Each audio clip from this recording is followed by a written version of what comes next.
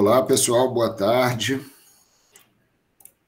Para quem não me conhece, eu me chamo Guilherme Issa, sou professor do Departamento de Geografia da UFRJ e hoje essa atividade, seminário sobre justiça ambiental, que eu vou explicar um pouquinho melhor, é parte integrante de um projeto de pesquisa maior denominado Observatório das Áreas de Proteção Ambiental do Estado do Rio de Janeiro.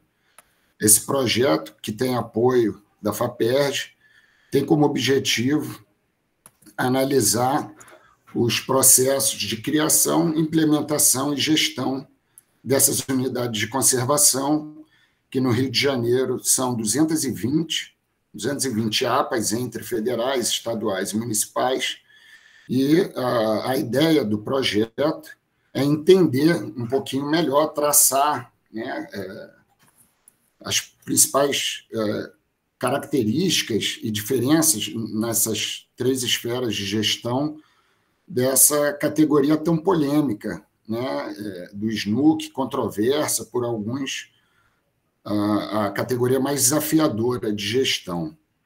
Então, eu sou coordenador do projeto e tenho aqui conosco, né, 4 convidados. A Cristiane Passos de Matos, professora do Colegiado de Turismo do Cefet Rio, do campus de Nova Friburgo, ela também integra a equipe do projeto.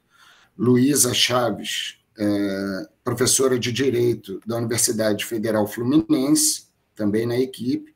Tiago Ronieri Tavares, professor do Departamento de Geografia da Universidade do Estado do Rio de Janeiro, e professor Marcelo Lopes de Souza, da Geografia da Universidade Federal do Rio de Janeiro, meu colega de departamento. A ideia hoje é fazer uma apresentação, a ideia desse seminário, né? Nós trouxemos esses 4 convidados para que eles apresentassem suas pesquisas nessa temática, para a gente nivelar o debate de quem está participando do projeto, né? Primeiro, a pergunta, né, central que provoca essa atividade de hoje é entender se as áreas de proteção ambiental estão promovendo uma justiça ambiental ou até promovendo uma injustiça ambiental.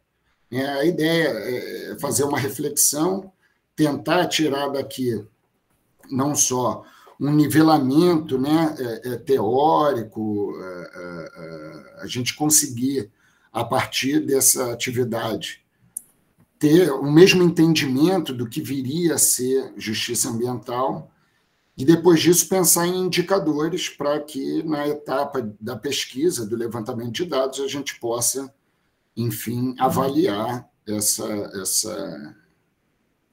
categoria, né? Quero informar também que essa atividade está sendo promovida pela rede de pesquisadores em geografia socioambiental. E para apresentar essa rede de pesquisadores, eu vou furar a fila um pouquinho das apresentações e vou pedir que o Tiago, que é o atual coordenador da rede, fale um pouquinho sobre a rede e faça um convite para quem aqui nos assiste ou venha assistir posteriormente no YouTube. Vamos lá, Tiago?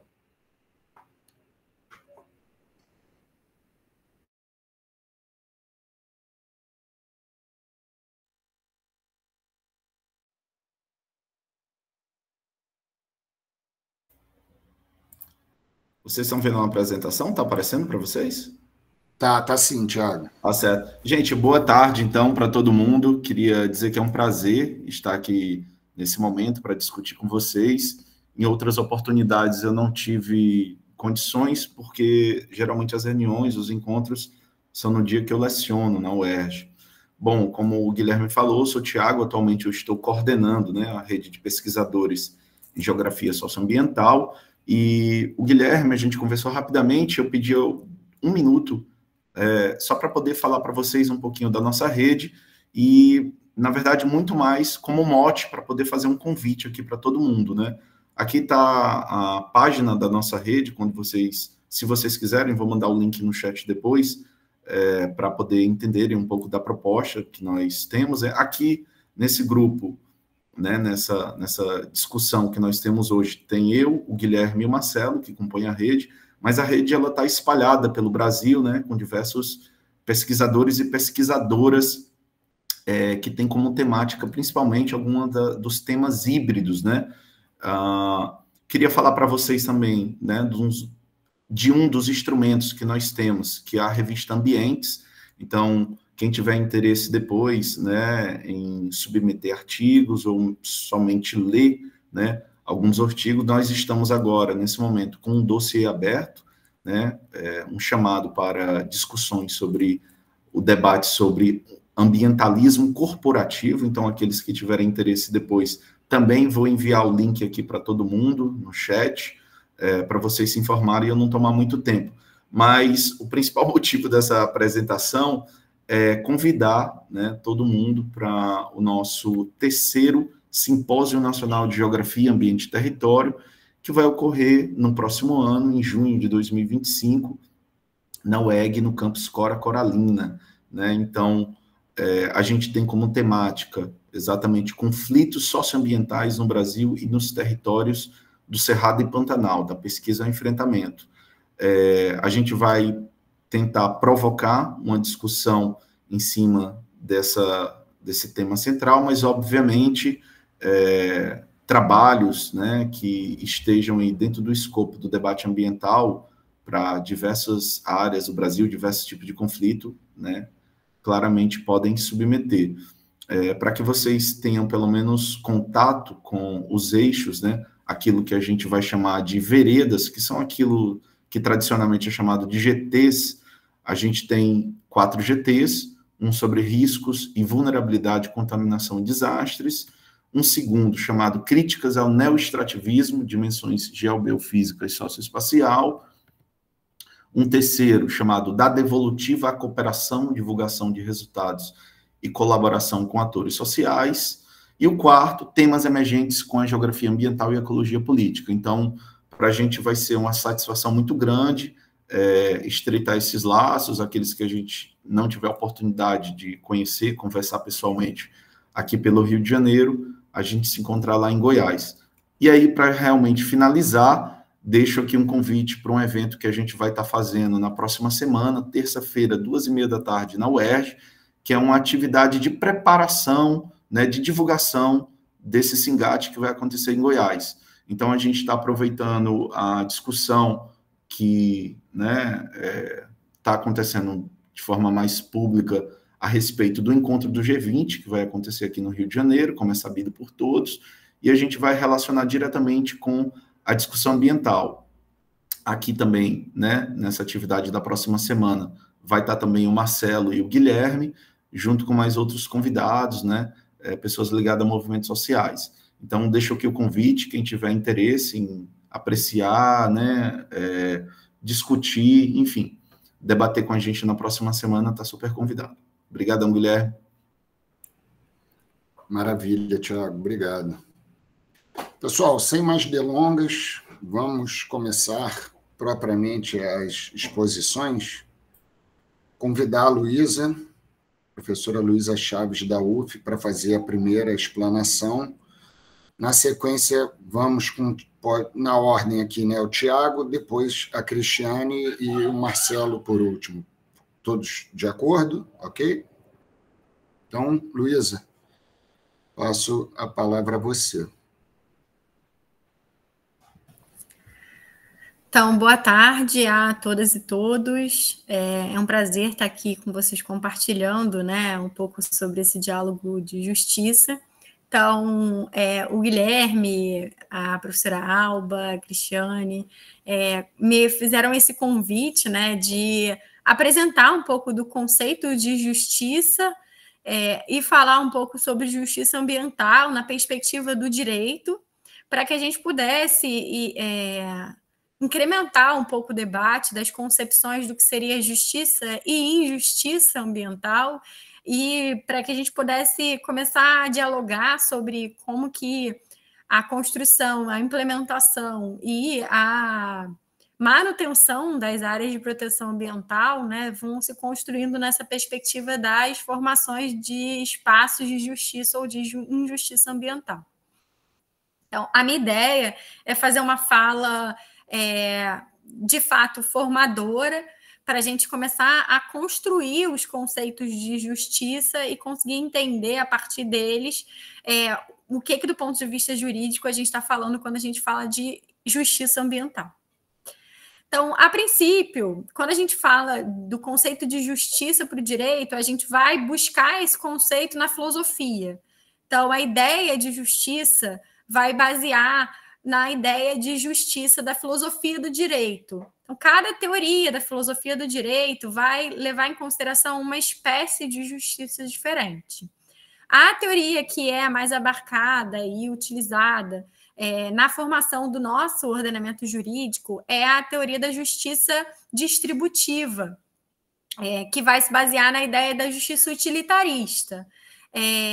Então, basicamente, quando a gente constrói inicialmente o diálogo, né, a construção do diálogo na filosofia da justiça, a gente divide a justiça em dois cenários. A justiça que é considerada justiça natural, que seria uma estrutura de base em que há um entendimento de que justo é aquilo que é concebido naturalmente pelas pessoas e aplicado a partir desse prisma natural. E aí a gente poderia dizer que a própria natureza seria a representação desse justo e injusto, ainda que existisse na própria construção, né, desse meio natural hierarquias, né, e predomínios de força. Mas esse predomínio de força ele seria considerado justo uma vez que ele é natural, né? Então, por exemplo, quando a gente fala de uma construção de cadeia alimentar, em que um animal se alimenta do outro, a gente está falando de um predomínio de força de um ser sobre outro, mas que seria justo porque ele se constrói a partir de um patamar da natureza, um patamar natural. Uma segunda perspectiva que a gente tem é uma construção da justiça sob o viés da construção da justiça política. E aí, a partir da ideia desse diálogo da justiça política, a gente vai trazer inúmeras categorias diferentes, inúmeros ideais de justiça diferentes. Então, a ideia de construção de justiça política é a ideia da construção de um ideal de justiça que permeie essa ideia do diálogo entre as partes, entre as pessoas. E aí ele parte de uma ideia de uma construção racional de diálogo. Mas, embora a gente esteja falando de uma construção racional, essa construção racional ela abre margem, abre espaço para uma construção de força também. A partir da ideia do princípio de que aquele que é mais forte vai ter maior representação política e vai construir o que seria legalmente válido ou inválido. E aí, entendendo que uma prática ela é legal, ela é lícita, ela está dentro do que condiz com a normativa, por si só essa prática seria justa. Então, a gente teria um ideal que compararia a ideia de justiça com legalidade. É justo o que está dentro da lei, o que é permitido pela lei. Só que se a gente parte do princípio aí de um ideal de construção, né, marxista mesmo da ideia do direito, a gente começa a dialogar de essa própria construção dessa normatividade, dessa legalidade, né? Quem constrói o que é lícito e o que é ilícito, o que é norma e o que não é norma, é quem exerce poder. E quais são os instrumentos que são esses instrumentos construídos para exercício desse poder?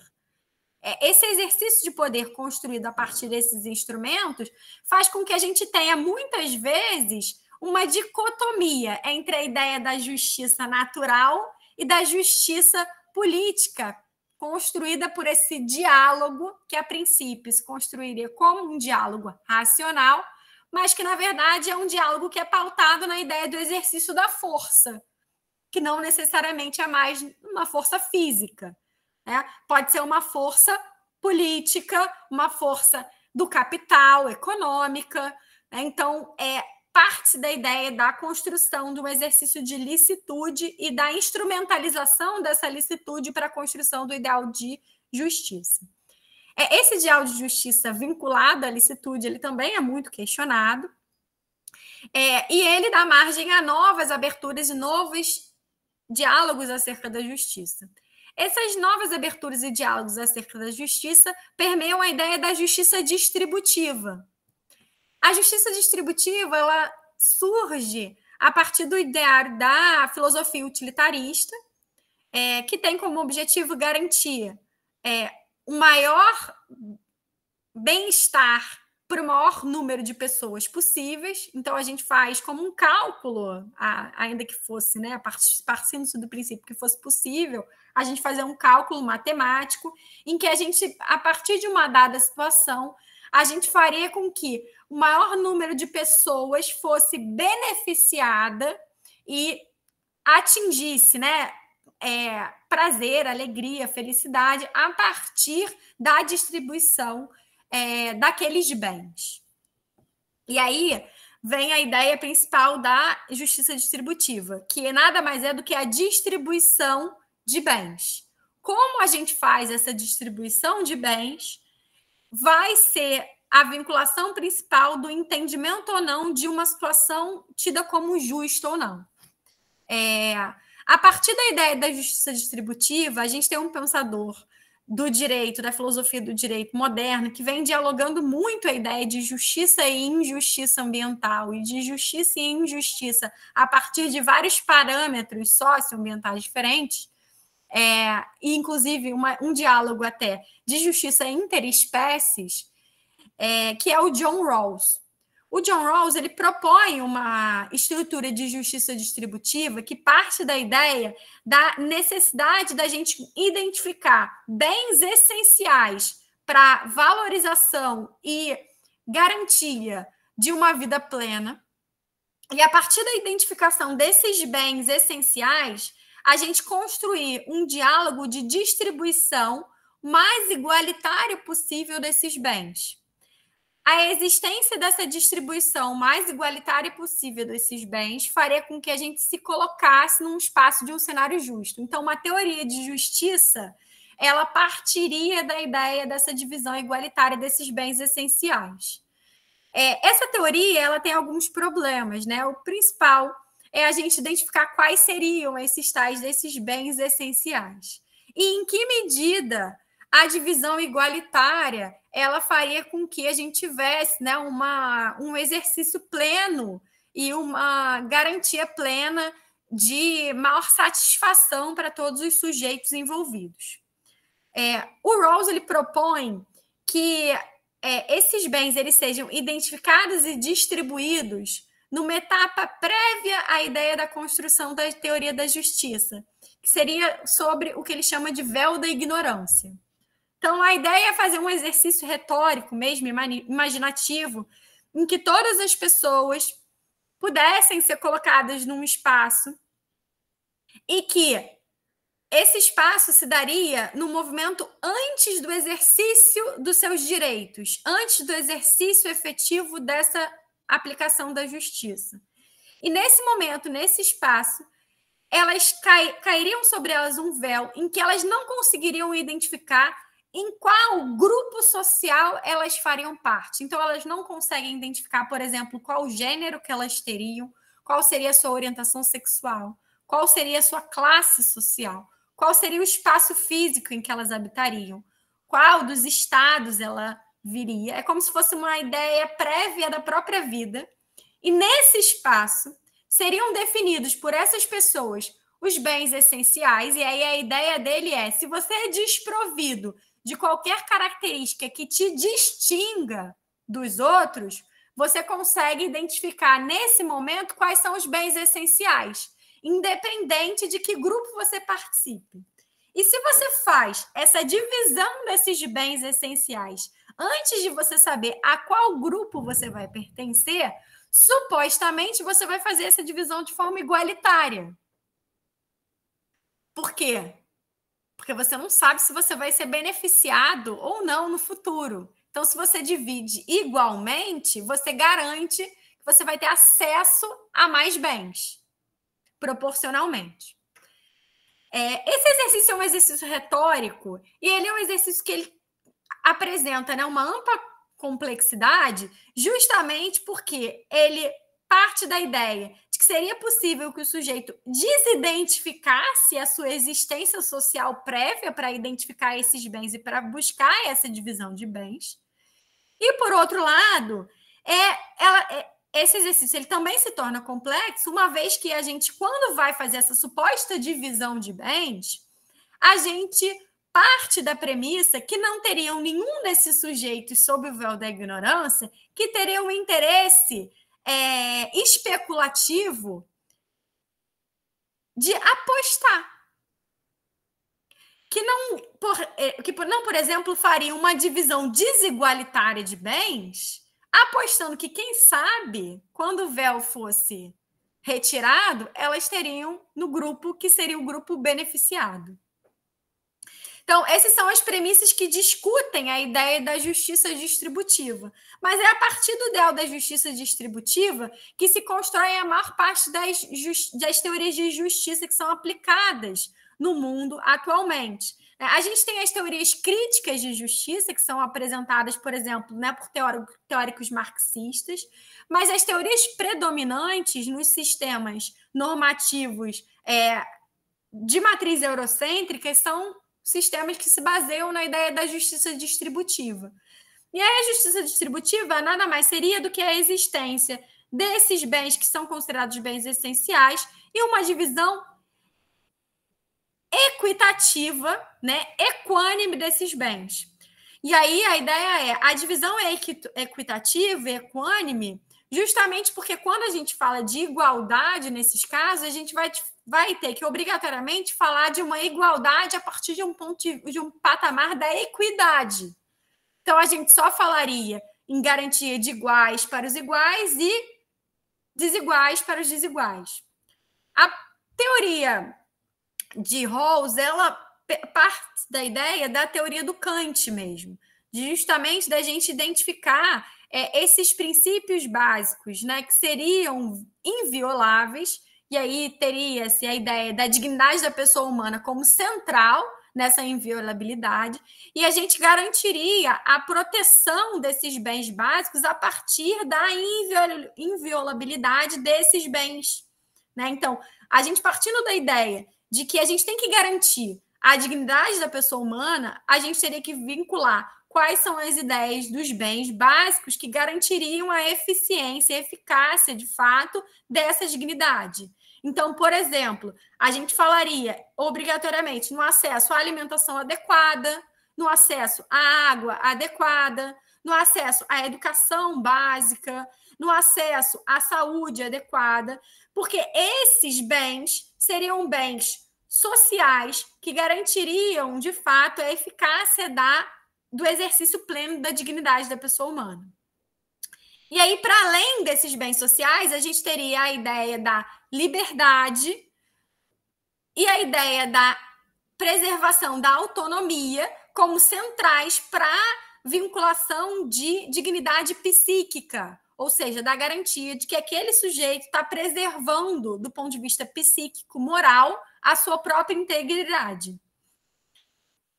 E aí, quando a gente fala disso, né, numa aplicação a partir disso para a ideia de justiça ambiental, a gente começa a discutir justamente a percepção de possibilidade ou não da gente dialogar essa divisão de bens.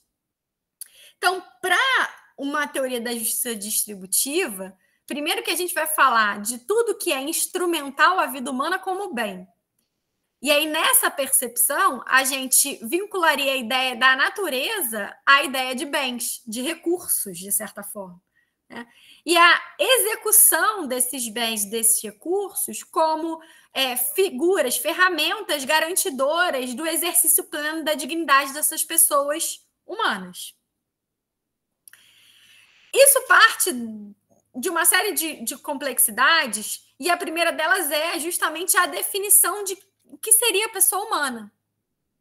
E aí, para o direito, a gente teve um percurso bastante complicado e penoso e temerário ao longo dos últimos séculos da própria construção da pessoa humana, né? Até pouco mais de 200 anos atrás, a gente tinha pessoas humanas que não eram consideradas pessoas humanas dignas, né, no ordenamento jurídico brasileiro e que, portanto, eram alçadas à categoria de bens e consideradas, de fato, bens para o direito. São as pessoas que foram escravizadas, né? Além dessas pessoas que foram escravizadas, até muito pouco tempo atrás, bem recentemente, a gente teve uma alteração significativa no nosso Código Civil para, por exemplo, alçar a categoria das pessoas indígenas a pessoas capazes do ponto de vista civil. Então, a gente tem um diálogo que é um diálogo que gera uma certa limitação e um certo impedimento que esses sujeitos exerçam plenamente a sua própria personalidade, seus próprios direitos de personalidade, pela construção jurídica que impede esses sujeitos, de fato, de serem entendidos como sujeitos capazes. Toda essa construção normativa demonstra que a própria ideia da construção do que é justo e do que é legal ainda é bastante dicotômica, porque a gente tem um exercício da legalidade muito vinculado a esse exercício do poder. E uma pretensa ideia de um exercício de justiça, ainda que se construa a partir de um ponto de vista distributivo, que denota, né, a necessidade da gente vincular quais são esses conceitos e especificar de forma mais clara quem são essas pessoas, quais são esses bens.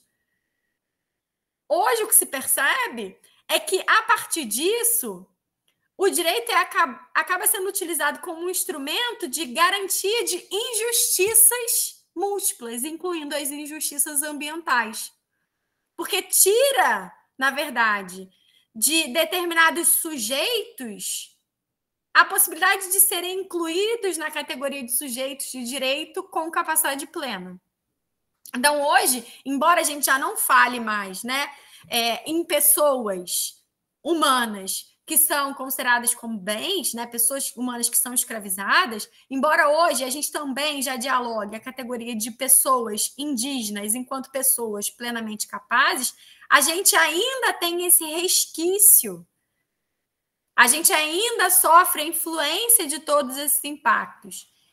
E a gente ainda dialoga uma construção do próprio conceito de justiça que ele é eurocentrado. E ele é formado a partir desse patamar capitalocêntrico mesmo, né? Da ideia de distribuição de bens e da ideia da própria construção da natureza enquanto fornecedor de bens à execução da dignidade dessa pessoa humana. E aí, a partir disso, que a gente consegue enxergar que, ainda que a gente fale de justiça distributiva, ainda que a gente utilize esse parâmetro como parâmetro norteador do que seria ou não justo ou injusto, a gente consegue identificar na própria construção legislativa e normativa brasileira a existência de inúmeros traços de injustiças sendo executados. E, nesse sentido, a própria construção das áreas de proteção ambiental, a própria definição dos espaços onde vão ser, de fato, implementadas as unidades de conservação e a modalidade das unidades de conservação que são implementadas, e a própria influência diversa que esses sujeitos sofrem por acesso ou inacesso desses bens essenciais, se faz como uma medida de execução efetiva, né, dessas práticas legislativas. Então, o que a gente tem hoje? A gente tem hoje a garantia aí da percepção desses bens ambientais enquanto bens que têm vinculação como acesso mínimo à garantia da dignidade, à qualidade de vida, mas a gente vê, de fato, a incapacidade de determinadas populações, determinados grupos específicos, de conseguirem um acesso adequado a esses bens mínimos. Então, a gente vê na prática uma construção legislativa que efetiva à injustiça, e aí injustiça ambiental. Então, eu estou falando aqui de Volta Redonda, e acredito que a maior parte de vocês conheça a cidade de Volta Redonda. A cidade de Volta Redonda é uma cidade que vivencia todos os dias essa construção de distribuição inadequada de bens essenciais à qualidade de vida e ao exercício da vida digna, vida humana digna, né? A poluição do ar, que é causada pelo exercício da atividade de mineração, né, da CSN aqui, é notória. A população vive em sofrimento constante. Os estudos acerca da falta de qualidade do ar, dos problemas de saúde gerados a partir dessa falta de qualidade do ar, dos impactos ambientais e territoriais que se tem com, por exemplo, a colocação de resíduos e detritos dessa indústria de mineração em qualquer espaço, inclusive áreas de proteção ambiental, inclusive unidades de conservação, inclusive em leitos de rios que garantem o inacesso à água adequada. E ainda assim... Está cortando, Luísa. Luísa. Você está nos ouvindo, Luísa? Estou ouvindo. Falhou quando você estava falando do despejo no leito dos rios. Mas eu acho que está picotando, porque a sua imagem ficou congelada aqui. Vou dar uma olhada, Marcelo. Conseguem escutar? Sim, voltou. Sim. Inúmeras construções de despejo de detritos, né, em locais que têm uma proximidade muito significativa das margens dos leitos, até mesmo nos leitos dos rios, que faz com que a gente tenha uma poluição constante também da água do Rio Paraíba, né? Então, além da vivência aí da poluição do ar, que é constante e que vai se alterando a cada semana, a cada dia, né? A gente consegue vislumbrar mesmo, tanto no chão, na limpeza da própria detrito de mineração que a gente percebe na poluição mesmo, como a gente percebe também na qualidade da água, na qualidade dos alimentos que são produzidos na região, né, muitas vezes em solos que já são contaminados. E a gente vê um exercício de poder, né, vinculado a essa indústria tão significativo que faz com que as práticas sejam legalizadas, né? Então, a política de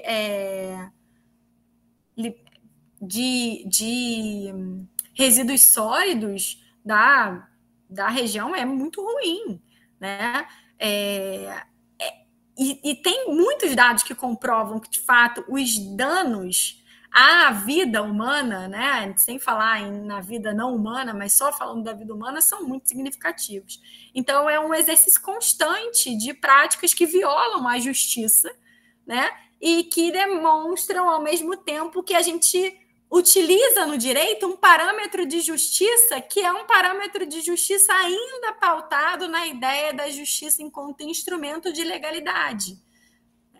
Porque se a gente vai buscar, né, a tutela jurisdicional, por exemplo, do judiciário, né, para buscar uma proteção da garantia efetiva do exercício da dignidade, do exercício pleno a esses bens, que são bens básicos à condição de qualidade de vida, o que a gente tem são decisões jurisdicionais que são extremamente legalistas, baseadas em legislações que não garantem a dignidade da pessoa humana. Então, que se constrói a partir de um parâmetro de injustiça já. Então, a gente tem uma perspectiva de construção da ideia de justiça que se pauta justamente nessa confrontação constante, primeiro, de qual parâmetro que a gente vai utilizar, e, segundo, da ideia de qual parâmetro... Tudo bem, Guilherme. qual o parâmetro que se compara entre o parâmetro que seria ideal e o parâmetro que é o real, né? Então, embora a gente aplique a ideia de construções de teoria da justiça que busquem justamente a ideia da equidade, da garantia de acesso, né, o que a gente consegue perceber na prática é que a política que vige é uma política de inacesso, de garantia constante, portanto, de injustiça. Então, encerro aqui a minha fala, né? Fico à disposição de vocês para quaisquer dúvidas, enfim, comentários, tudo que a gente... Luísa, primeiro eu peço desculpas, eu tive que te mandar essa mensagem que eu estou preocupado com a hora, a gente programou ir até às 5, embora estivesse... Eu imagino que você tem muito mais para falar, né? E também vamos deixar um pouquinho para os comentários. Eu fiz várias anotações de coisas que você comentou no final. Vou abrir a palavra para as perguntas e vou fazer alguns comentários também. Mas, pelo avançado da hora, eu vou passar direto agora para o Tiago e vou só reforçar, né? Tiago, Cris e Marcelo também tomarem cuidado com o tempo para que o pessoal que entrou aqui na sala possa participar depois também. Vamos lá, Tiago? Seu microfone está fechado, hein? Nossa, outra pandemia e eu não aprendo esse negócio. Acho que todo mundo está visualizando já, né? Tá ótimo aqui. Não, tá bom. Eu vou ser bem objetivo, eu acho que por conta do tempo, e como a Luísa agora já fez uma exposição extremamente eficaz, aí já trouxe um debate mais teórico, que eu sei que vai aparecer também, eu vou, na verdade, muito mais ilustrar, né, a partir de algumas situações, um caso que já é considerado como uma situação emblemática de injustiça ambiental no Brasil, quiçá na América Latina, que é, na verdade, a instalação de uma grande siderúrgica, né, a maior produtora de aço, na verdade, hoje da América Latina, que está na Baía de Sepetiba, né, em Santa Cruz, mais especificamente. Então, isso é fruto de uma tese, inclusive orientada aqui pelo professor Marcelo, que está aqui com a gente. Então, por conta do tempo, eu optei em muito mais apresentar e passando, né, algumas situações para que a gente consiga, na verdade, identificar e aí depois trazer para uma reflexão mais teórica, né? Então, vou tentar ser muito aplicado aqui na questão do tempo e a gente realmente ter a oportunidade de debater, tá bom? Então, eu apresento essa exposição com esse título, do neoextrativismo às zonas de sacrifício urbano-ambientais. Então, muito importante aqui já demarcar que a gente está falando especificamente de um espaço que é caracterizado como urbano, que é, no caso, o bairro de Santa Cruz, né, lá no extremo oeste do Rio de Janeiro, o que, embora haja características, né, às vezes rurais, um lugar que, na verdade, tem ali no seu histórico uma produção agrícola, né, inclusive isso é muito presente quando você conversa com os mais velhos, as mais velhas de lá, mas, contudo, a gente consegue perceber como grande parte desse debate que vincula não só essa cadeia de extração minerária, mas também boa parte dos outros momentos da transformação, né, desse produto, nesse caso aqui, do minério em aço, ele muitas das vezes está localizado em áreas urbanas, ou pelo menos nas suas franjas, que é exatamente o caso que a gente vai apresentar aqui, tá bom? Então, para contextualizar e a gente não perder muito tempo, boa parte de vocês pode ser que conheça, mas eu apresento aqui um mapinha para poder localizar todo mundo, né? Então, aqui onde está, vocês estão vendo aí de vermelho, é exatamente a empresa que a gente está trazendo o caso, uma empresa que atualmente se chama Ternium Brasil, mas que inicialmente se chamou TKCSA, ThyssenKrupp, né? Complexo Siderúrgico do Atlântico, e se instalou ali em 2005, mais 2006, mas realmente começa a funcionar em 2010.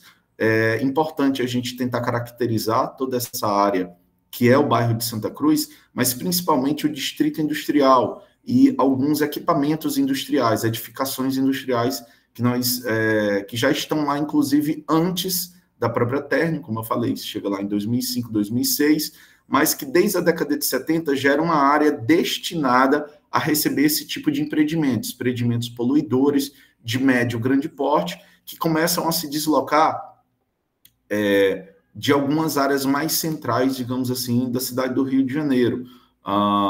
Então, uma área que vai receber, né, boa parte do que era considerado como poluição, contaminação, que não podia estar localizado nessas áreas mais centrais, certo? Então, vou tentar ganhar tempo aqui na apresentação. Então, acho que, primeiramente, é importante a gente tentar entender sempre como que se conforma essas chamadas ditas zonas de sacrifício.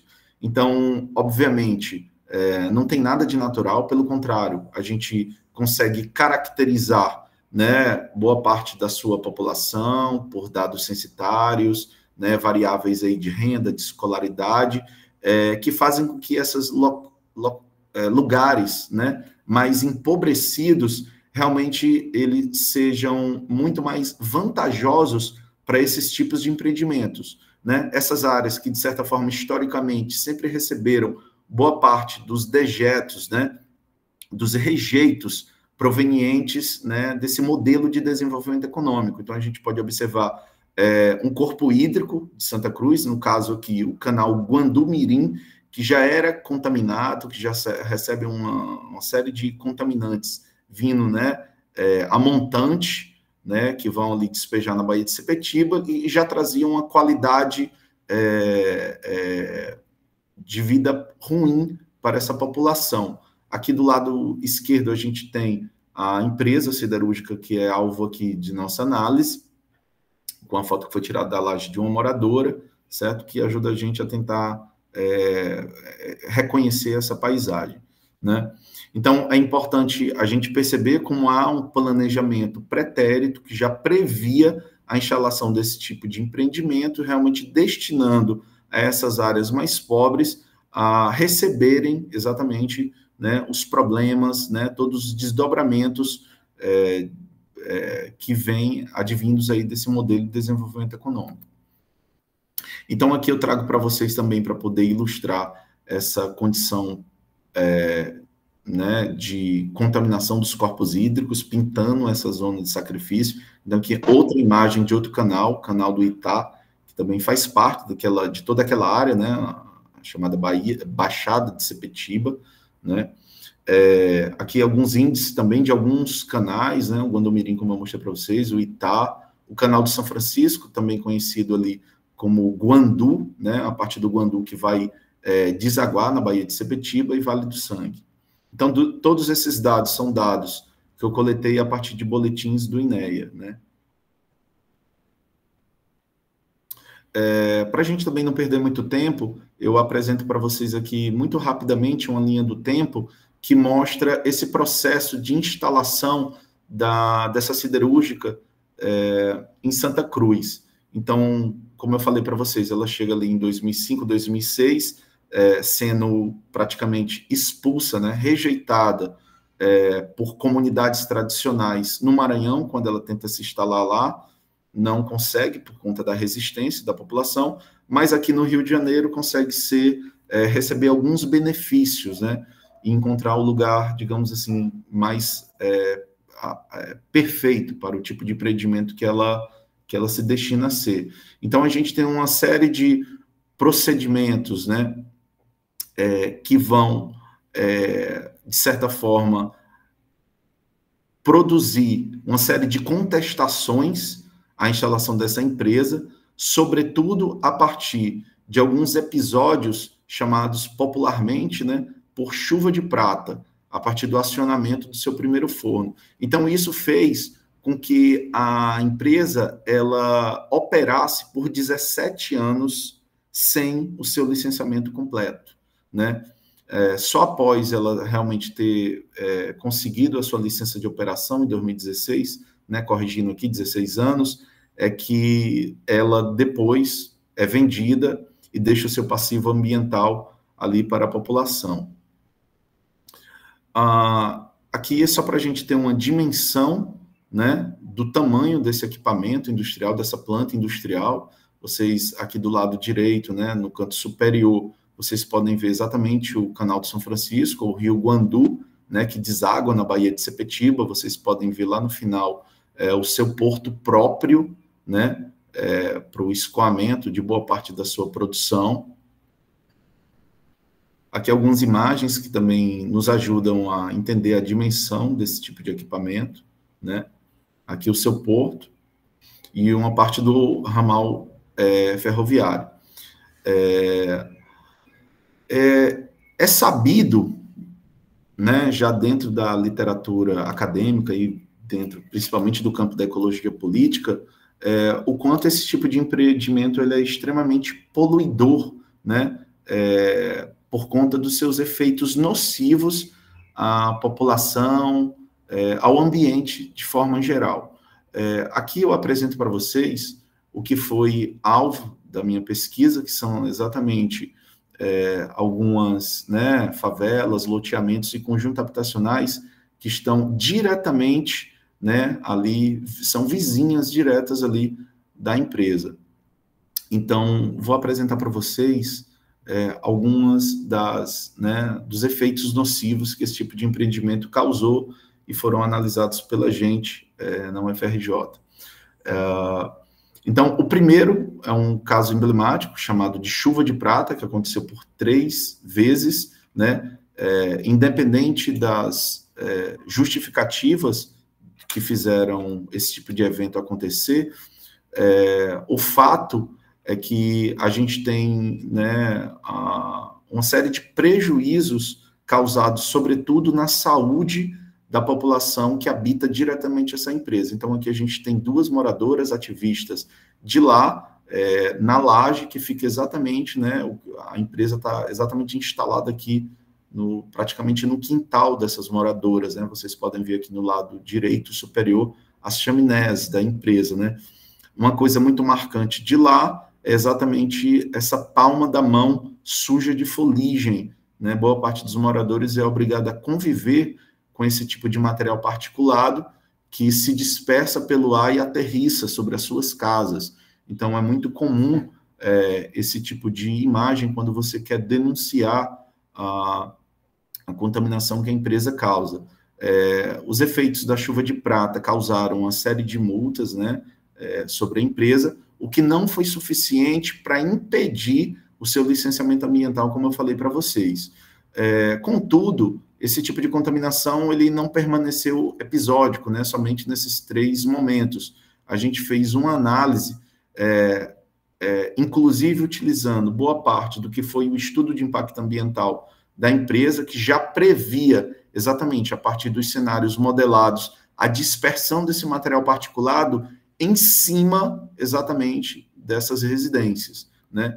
Então, nós fizemos um esforço de sistematizar boa parte dos dados que estavam disponíveis, os dados brutos que estavam disponíveis pelo INEA, e fizemos aqui uma análise comparativa do que era o padrão, né, de qualidade do ar recomendado, não só pela resolução CONAMA de 90, antes dela mudar em 2018, e aquilo que era recomendado pela Organização Mundial da Saúde.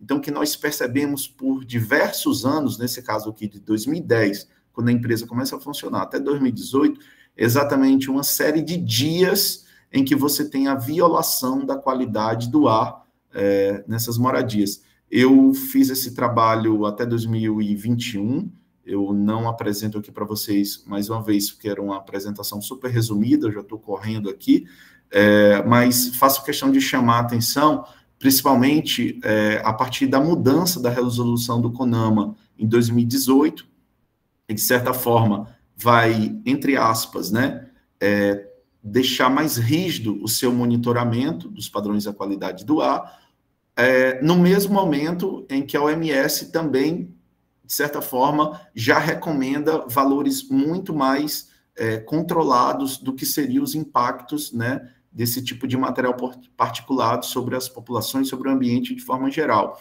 Então, o que eu consegui constatar aqui é que exatamente nesse momento, entre 2018, quando há essa mudança da resolução do CONAMA, até 2021, que é quando eu finalizo a minha tese, quando eu finalizo, pelo menos, o recorte temporal da minha tese, é que a gente tem poucos registros ou poucas coletas que são realizadas, ou pelo menos que são disponibilizadas para fazer uma avaliação, né, para fazer com que o monitoramento ele realmente seguisse as recomendações do que é previsto, nesse caso aqui, por lei, né? Então, se a Luísa estava falando para a gente aqui da questão da justiça e desse legalismo, eu digo aqui ainda mais, né, Luísa, que nesse caso nem a lei é seguida, né?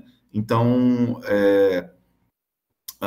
o que até esse momento, pelo menos nas minhas reflexões, a empresa, na verdade, ela não deveria nem ter continuado funcionando, já que o seu processo de renovação do licenciamento exigia exatamente que ela seguisse tudo aquilo que era descrito, não só pela resolução do CONAMA, mas pelo monitoramento que o INEA deveria, nesse caso, ter seguido de forma muito mais rígida. Isso acontece não só para os dados de coleta do material particulado, né, mas também para aquilo que era a sua poluição hídrica, né, a sua contaminação hídrica. Outro tipo de efeito nocivo que é causado por esse tipo de empreendimento é exatamente o alto consumo de água que esse tipo de empresa causa. Não sei se está acontecendo em todo lugar, mas pelo menos chegou na UERJ para a gente ontem à noite, né, que o Rio de Janeiro, muito provavelmente, ia ficar sem água por causa de alguma obra aí da SEDAI, e a UERJ provavelmente ia ficar sem aula, né? Isso eu sei que é muito comum lá no Fundão, o Marcelo e o Guilherme podem confirmar, né? Mas o fato é o seguinte: para esse tipo de empreendimento não falta água, né? Não falta água, a empresa não para, né? Então ela não pode parar, e ela é responsável simplesmente por um consumo de água, né, o suficiente para abastecer uma cidade, né, num médio porte de 670 mil pessoas, mais do que algumas capitais aí do Brasil, mais do que grandes cidades que nós temos no Brasil, né, um consumo que, inclusive, é maior do que a vazão outorgada pelo Comitê de Bacias e, de certa forma, chancelada pelo INEA. Um ponto que eu trago para vocês aqui é exatamente um laudo médico, né, realizado pela uma chamada Caravana da Fiocruz, que foi em Santa Cruz, exatamente para fazer um diagnóstico sobre essa situação. Então, de forma ilustrativa aqui, a gente tem um laudo que mostra exatamente, né, alguns indícios de adoecimento sobre uma parte da população que foi ali examinada, né, por um médico, mostrando exatamente os efeitos nocivos que esse tipo de empreendimento causa sobre a saúde, né, física e psíquica dessa população. Aqui também aqui no caso, é um relatório técnico, né, que eu consegui da Secretaria Municipal de Saúde, tentando identificar exatamente o crescimento ou não, né, da quantidade de pessoas que poderiam ter sofrido doenças respiratórias, dermatológicas ou oftalmológicas em Santa Cruz. E o que é interessante é exatamente que esse relatório técnico, né, da Secretaria Municipal de Saúde, se por um lado, ele afirma que não se pode justificar que tem uma relação direta, ou aquilo que é chamado de nexo causal, do adoecimento com a indústria que está instalada lá, nesse caso a Ternium.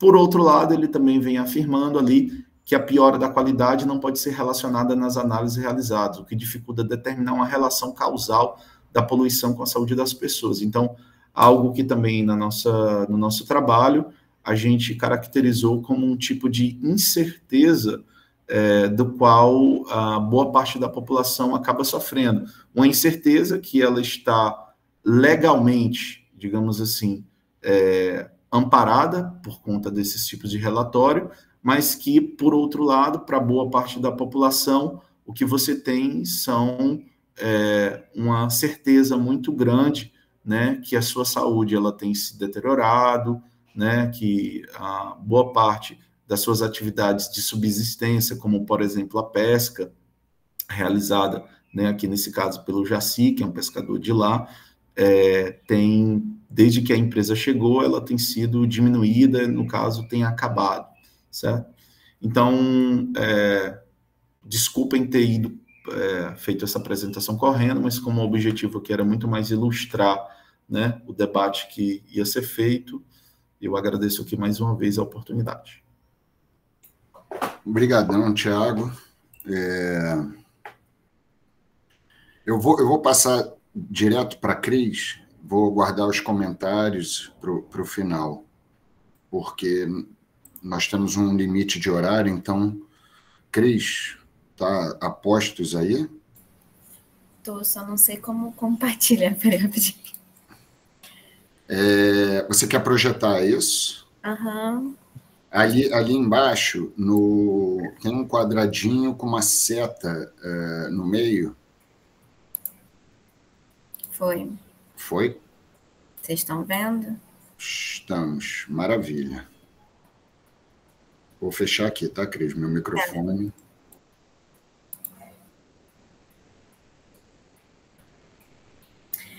Bem, Cris, tá dando Cris, tempo. desculpa te interromper. Você está com a tela...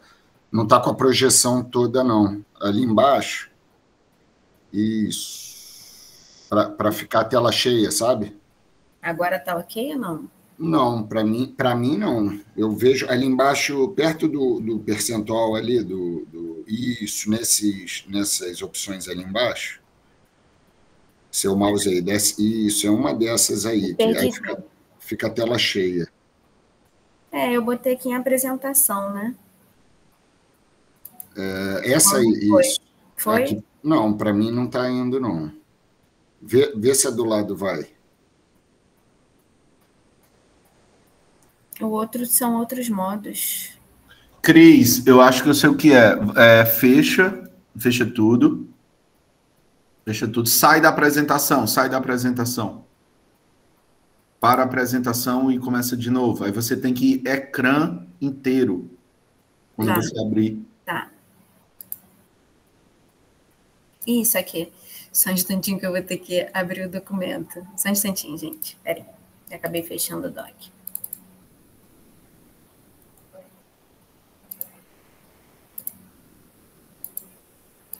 Você bota ecrã inteiro e marca a apresentação que vai aparecer. Aí pronto, é só mandar abrir. Isso. Vamos ver se foi. Perfeito, agora? Cris, está ótimo. Tá. Então, eu vou ficar aqui atenta ao horário, né? E seguido aí da Luísa e do Tiago, aqui para a nossa conversa de hoje, a minha atribuição é trazer o debate, né, para um caso, né, de uma APA. Então, para quem não me conhece, eu sou Cristiane Passos de Matos. Eu integro, né, o Observatório das APAs do Estado do Rio de Janeiro. Então, atuo como pesquisadora do Lemos, Laboratório de Pesquisa e Extensão em Meio Ambiente e Sociedade. Eu sou docente do Cefet-RJ, do Campus Novo Friburgo. Essa fala de hoje, eu vou tentar, assim, trazer alguns elementos que eu observei ao longo da trajetória de pesquisa. Eu venho estudando a área de proteção ambiental estadual de Macaé de Cima desde 2014. Sou moradora dessa unidade de conservação, estou aqui ao lado da sede, né, administrativa dela, resido na localidade de Lumiar e atuo desde 2015 como conselheira, representando o Cefet-RJ. E nesse período, também acabei enveredando especificamente para uma pesquisa mais voltada para o turismo nessa unidade de conservação. Acho que tem alguém com o áudio aberto. Bem, então, assim, acho que a Luísa trouxe alguns referenciais, eu escrevi bastante aqui no meu papel, né? O que é justo, o que é legal, quais bens básicos e como a natureza entraria nesse debate, né? O que seria a dignidade da pessoa humana, né? Nessa justiça aí distributiva. Tiago trouxe elementos interessantes para pensar ali todo o bairro de Santa Cruz, e Tiago, eu estava trabalhando ali do lado nesse processo de instalação. Tive alguns alunos selecionados, que eram meus alunos do município, para trabalhar na então CSA. Eu estava ali do lado na Escola Municipal Professora Silvia de Araújo Toledo, numa das comunidades denominada como Cesarão, em Santa Cruz. Trabalhei 3 anos lá, 2007 a 2010. Então, acho que a gente tem aí alguns elementos para refletir sobre essa coisa da legalidade, né? Da natureza, como é que a natureza entra, né? Entra do ponto de vista de afetar a dignidade humana. Acho que o Tiago trouxe elementos que a gente pode pensar assim, e a APA, né? Como uma das categorias aí previstas no SNUC, ela, no caso da APA Macaé de Cima em específico, né, do caso que eu vou apresentar, ela é institucionalizada, como a maioria das APAs, né, institucionalizada por meio de um decreto estadual. Então, a gestão dela cabe ao INEA-RJ, né, em âmbito do Estado aqui do Rio de Janeiro, de 14 de setembro de 2001. Então, essa imagem é uma imagem do plano de manejo da unidade. Aqui na coloração verde, você tem a APA Macaé de Cima. Na coloração vermelha, você tem as áreas mais urbanizadas. Então, essa aqui, que eu estou passando o cursor, acredito que vocês estejam vendo o meu cursor, consiste na área core, assim, né, urbana, central do município de Nova Friburgo. E a APA Macaé de Cima, ela abrange cerca aí de 36%, 38% do município de Nova Friburgo, e ela pega todo o alto curso do Rio Macaé. Rio Macaé, nessa imagem aqui, ele está na coloração azul, né? Estou passando o cursor, e na sequência ele continua desenvolvendo o seu curso até encontrar o Oceano Atlântico no centro da cidade do município de Macaé. Então, essa unidade de conservação criada, né, em via legal, né, em 2001 pelo governo do estado, né, e gerenciada pelo INEA-RJ. Então, passando disso, eu vou trazer alguns aportes, assim, para que a gente continue refletindo sobre justiça, injustiça, e mais especificamente, no meu caso, sobre a APA Macaé de Cima. A APA Macaé de Cima, criada em 2001, o Conselho Consultivo, né, da APA, que é consultivo e não deliberativo, ele é instituído oficialmente em 2005. Eu vou falar de uma instabilidade, um cenário de conflito, assim, com a população residente. Há uma criação de projeto de lei na LERJ para revogar o decreto de criação da APA em 2006. Eu peguei no processo de doutoramento os autos de uma audiência pública na Comissão de Agricultura da LERJ, que requeria, né, a revogação do decreto de criação da APA, isso é de 2007. Então, por mais que ela tenha sido instituída, como está aí nessa tabelinha, em 2001, ela é até interessante, em trabalhos anteriores à minha tese, tem umas passagens assim, também nas entrevistas que fiz, que as pessoas narram que antes de 2004 sequer se sabia da existência dessa unidade, assim, falas de professores, por exemplo, de um dos colégios estaduais, né, no distrito de São Pedro da Serra, o Colégio Estadual José Martins da Costa. Então, há um momento de bastante conflito em que, efetivamente, a população que reside busca, não a totalidade da população, mas alguns grupos, busca criar alguns meios ou caminhos possíveis para revogar o decreto de criação, o que não acontece. E, em 2009, esse conselho consultivo, né, instituído lá em 2005, tem a sua primeira renovação. Existe um período, né, depois de 2009, situado entre 2010 e 2013, em que várias oficinas participativas são feitas, né, inclusive uma eu estive presente em 2011, que foi no colégio em que atualmente meus filhos estudam, o Colégio Estadual Carlos Maria Machon, na área mais urbana, né, da unidade do maior distrito, que é Lumiar.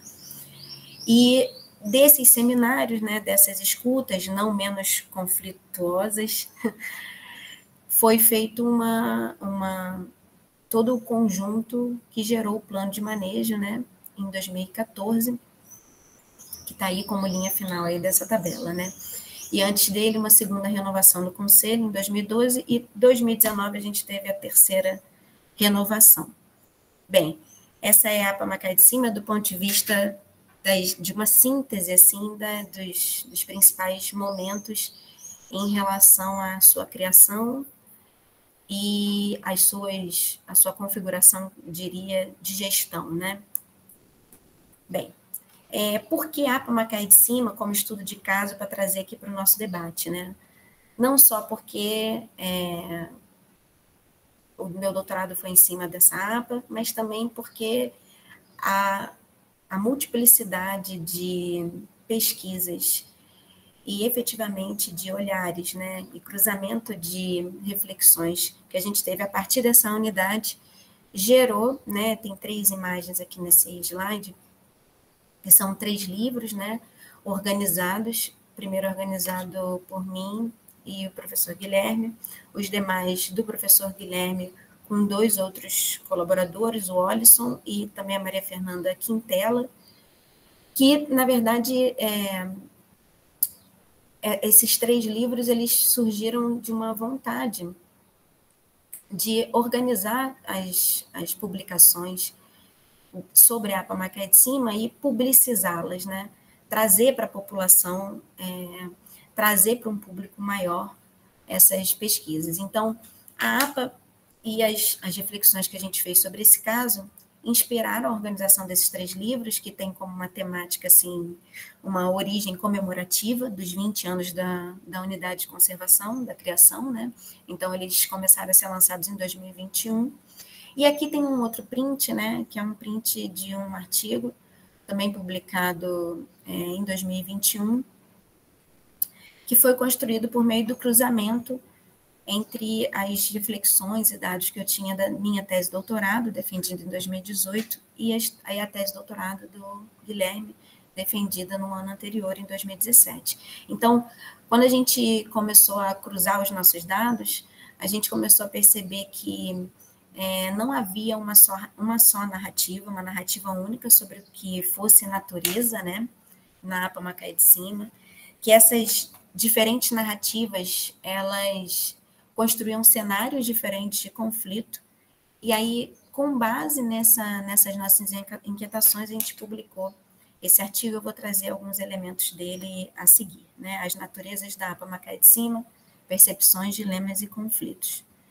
Esse é um print que está nessa publicação. Eu vou tentar ser mais breve, né? Porque quero ouvir o Marcelo. Então, vou falar talvez um pouquinho mais pontual e depois a gente pode ter um outro momento para falar da APA Macaé de Cima com mais propriedade. Mas a gente fez alguns levantamentos, isso aqui é um exercício que a gente fez, né? Mais particularmente o Guilherme, usando o mapa biomas, e há uma percepção, isso também é uma coisa que a gente pode debater, se quando uma unidade de conservação do tipo APA, ela é percebida, né, como uma unidade que deu certo, né? Ou seja, que a gestão, né, a proteção da natureza, ela está sendo bem efetivada, quando efetivamente o contínuo florestal, ele aumenta, né? Então, aqui, por exemplo, nessa comparação com uso e cobertura entre 1990 e 2018, ali houve uma constatação de aumento, né, das áreas de floresta e diminuição das áreas de agricultura. Então, uma coisa que a gente foi percebendo é que Muitas áreas foram abandonadas, né? Porque efetivamente o manejo mais comum aqui no alto curso da bacia do Rio Macaé é o pousio, né? O pousio é um tipo de manejo tradicional da agricultura que envolve necessariamente uma queimada, né? Ou em área ou articulada com a queimada que a gente chama de coivara, né? Que é pontual, e seguida de descanso, né? Então você queima uma área, usa, e depois que aquele estoque inicial, né, que a própria queimada forneceu para a camada superficial do solo tiver esgotada, você migra, né, para uma outra área e depois vai voltar para essa quando ali tiver uma capoeira.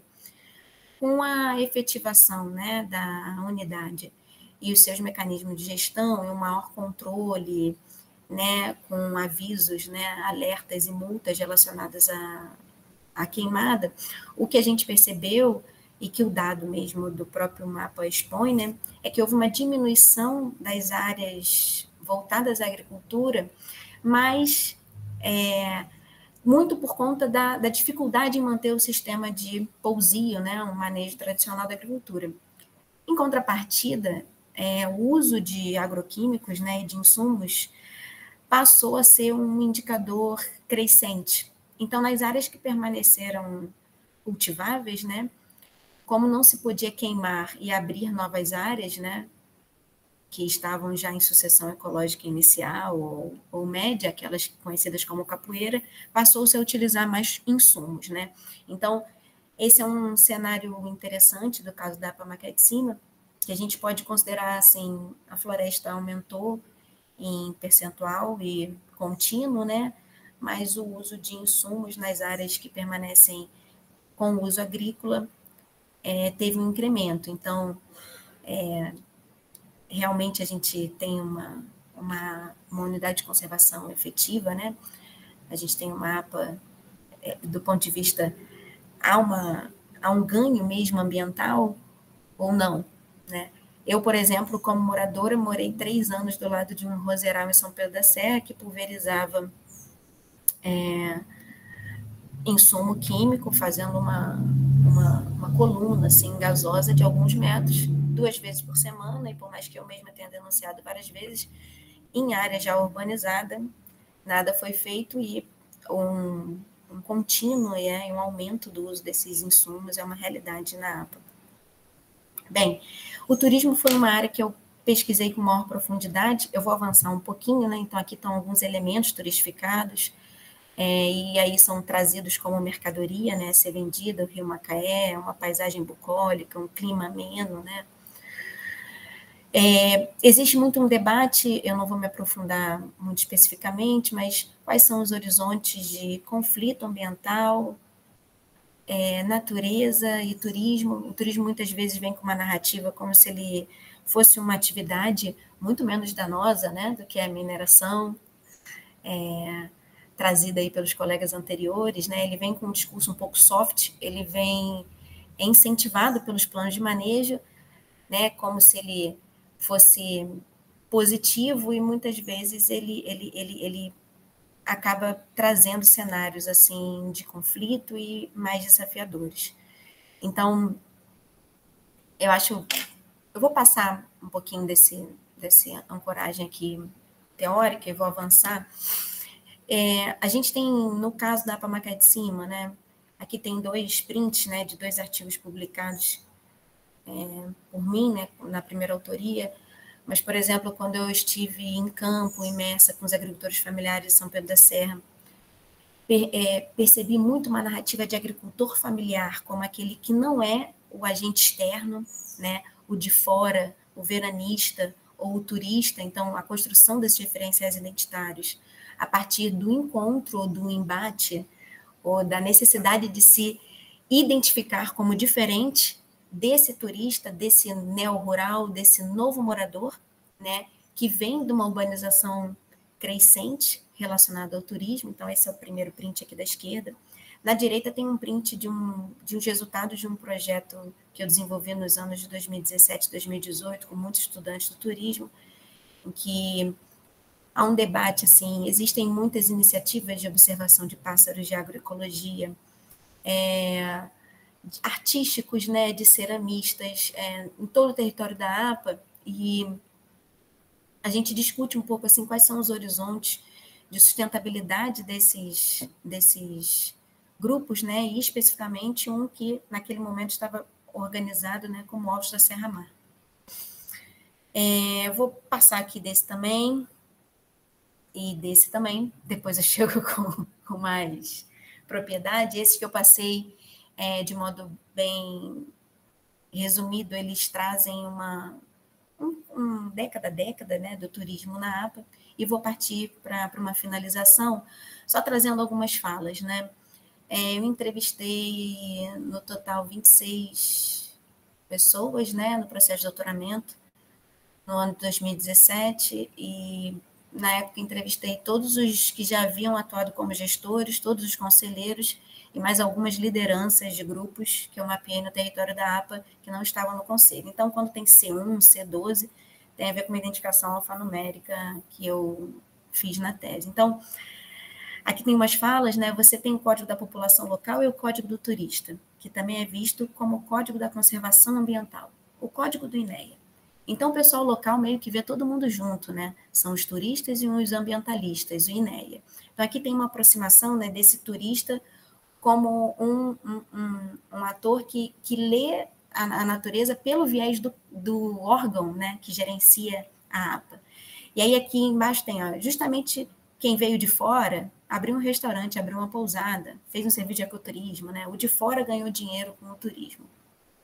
Aqui é um quadro síntese do artigo, né, de cruzamento dos meus dados com o do Guilherme. Eu não vou conseguir ter tempo para falar um pouco dele. E aí tem algumas falas sobre os conflitos, né? Aqui é uma fala que expõe aquele momento inicial que eu falei, né, de tentativa de descriação da APA, que gerou na época até um UFT, União das Famílias da Terra. Aqui tem uma fala que exemplifica as disputas e os conflitos de interesse entre os agricultores e empreendedores turísticos em relação a asfaltamento de estrada, notadamente numa área conhecida como Bocaina. Um outro, né, no cenário de usos da natureza, né? Então, projetos de instalação de hidrelétrica aqui no Rio Macaé, e como é que a APA, o Conselho, foi visto naquele momento como um instrumento interessante para uma parcela da população, é como se a unidade ancorasse, né, a defesa, na verdade, contra a instalação de hidrelétricas no Rio Macaé. E aí eu vou fechar a minha fala aqui com uma fala de um gestor entrevistado, né? Será que a APA pode ser um instrumento, vou botar uma pergunta, né? Será que a APA pode ser um instrumento catalisador de políticas públicas que tragam benefício para a sociedade, só que as pessoas não conseguem enxergar? O gestor sozinho não consegue fazer tudo? Aí ele defende, né? O ideal é que esses grupos de trabalho, essas câmaras temáticas, provocassem uma canalização de ações positivas.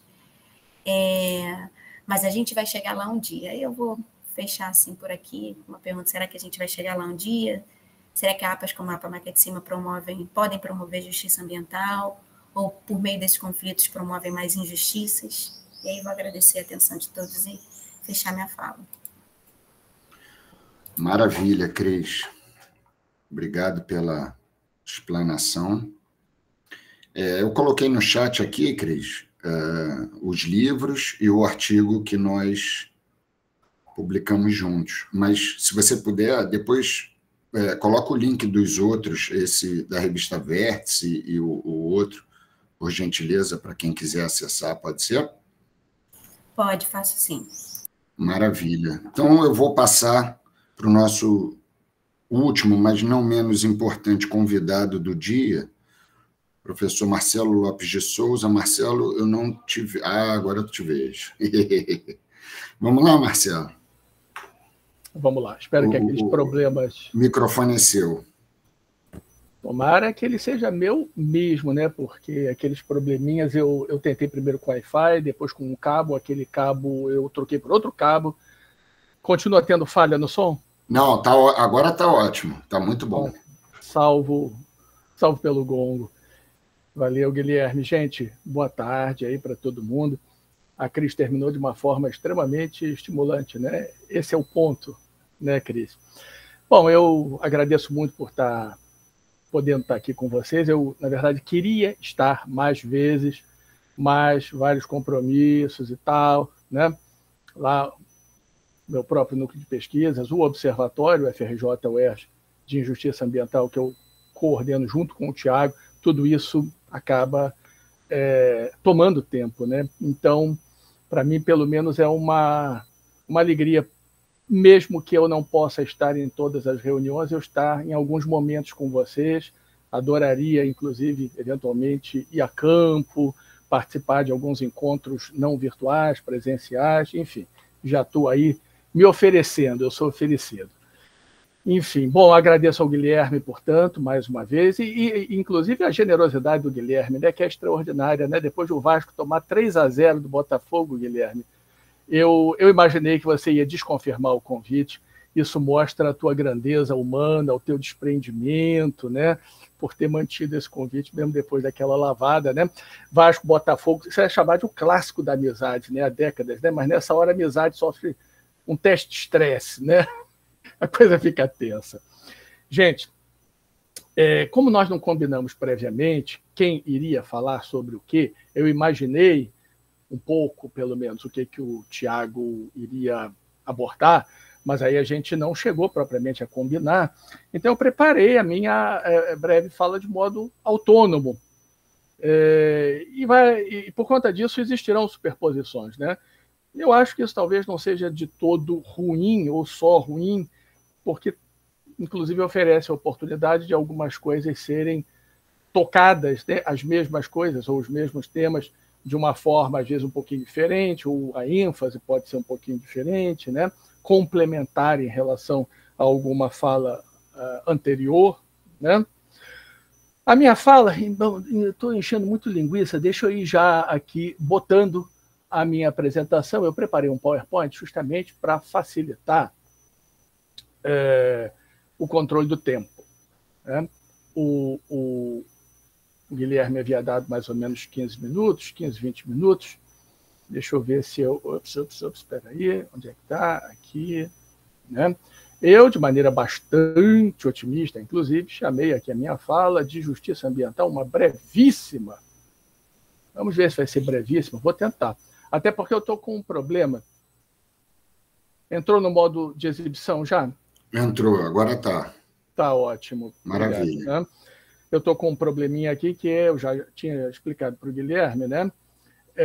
Eu estava contando que, mesmo que houvesse algum atraso, eu não teria nenhum tipo de problema, porque eu teria, teoricamente, até 20 para as 7. Só que meu filho machucou a mão anteontem, e aí, por conta disso, ele não vai fazer o judô hoje, e eu vou ter que sair daqui 5 horas, estourando 5h10, vou ter que sair correndo. Talvez eu não consiga nem participar do debate, infelizmente. Mas, bom, pelo menos aí tentar garantir, 4h35, que a minha fala ela possa ir sem muitos solavancos até o final, né? Minha fala ela vai se dar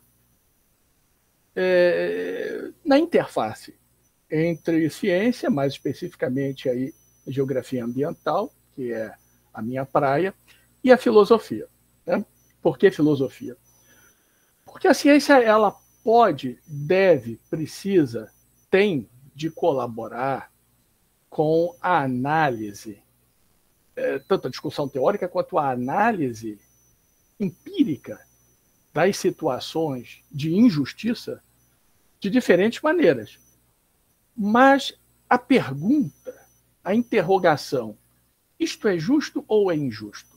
O que é justiça? O que é injustiça? Essas perguntas, essas interrogações, elas são filosóficas, né? Então, a ciência, ela, inclusive, precisaria aprender que ela tem de, se não o tempo todo, boa parte do tempo, dialogar com a filosofia, né? E nesse caso aí, particularmente, a Luísa mencionou a filosofia do direito, mas os alicerces, na realidade, são 2 ramos da filosofia, que são a ética e a filosofia política, né? A isso pode-se acrescentar uma outra camada, que é da filosofia do direito. Mas aí eu vou me ater àquilo com que eu lido, de certa maneira, há quase 40 anos, que é justamente a discussão da justiça, levando-se em conta a dimensão espacial da realidade, né? Não necessariamente há tanto tempo assim, a dimensão da justiça ambiental, com a qual eu tenho lidado, principalmente nos últimos 15, 16, 17 anos, mas de maneira mais ampla, a problemática da justiça social na sua dimensão espacial. Então, vamos começar aqui trazendo rapidamente esse papo que dialoga um pouco, ou, digamos, recobre um pouco elementos já trazidos pela Luísa, né? Dos direitos à justiça. Eu aqui não vou falar do direito, não só porque eu não sou um profissional do direito, o direito com D maiúscula, né? Aponta para uma profissão, para uma carreira e também para uma área do conhecimento, né? Na realidade, o que me interessa, e eu penso que, do ponto de vista social, o fundamental é a gente conversar, sobretudo de maneira mais ampla, sobre os direitos, né? E por que os direitos, né? Porque o legal nem sempre é legítimo, e o legítimo nem sempre é legal. O que nos remete, inclusive, para essa distinção que é importante. A justiça como um sistema institucional, né? E a justiça como uma questão, como uma interrogação, como um interrogante, como um desafio, que é algo posto de um ponto de vista filosófico e debatido e lutado no âmbito, né, dos conflitos sociais, das demandas e das lutas por direitos que giram em torno daquilo que é visto historicamente, em determinado momento, como sendo legítimo. E em que consiste a justiça? Bom, aí é claro que eu não vou poder entrar propriamente, pelo menos nesse nível de abstração, nessa discussão, né, que nos remete para alguns milênios. Se a gente for pegar a tradição ocidental, se a gente quiser começar lá pelos gregos, a gente já vai ter que começar por Platão e Aristóteles, né? Mas, de uma forma assim que eu tentei desenhar essa fala para ser alguma coisa mais ou menos redondinha, com começo, meio e fim, começando com a filosofia e depois passando para resultados de pesquisas, né? A gente pode colocar pelo menos algumas coisas assim bem importantes e básicas, né? Um nível é um nível que ainda não é um nível macro-social propriamente, que é um nível que a gente chama de justiça interpessoal.